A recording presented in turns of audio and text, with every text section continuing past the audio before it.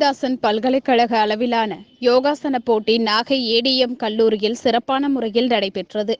இதில் பாரதிதாசன் பல்கலைக்கழக ஆளுமைக்கு உட்பட்ட 8 கல்லூரிகளில் இருந்து 40 மாணவிகள் கலந்து கொண்டனர். இதில் திருச்சி காவேரி கல்லூரி 1ஆம் இடமும், நாகை ஏடிஎம் மகளிர் கல்லூரி 2ஆம் இடமும், திருச்சி யுடிசி கல்லூரி 3ஆம் இடமும், இந்திரா காந்தி கல்லூரி 4ஆம் இடமும் பெற்றனர்.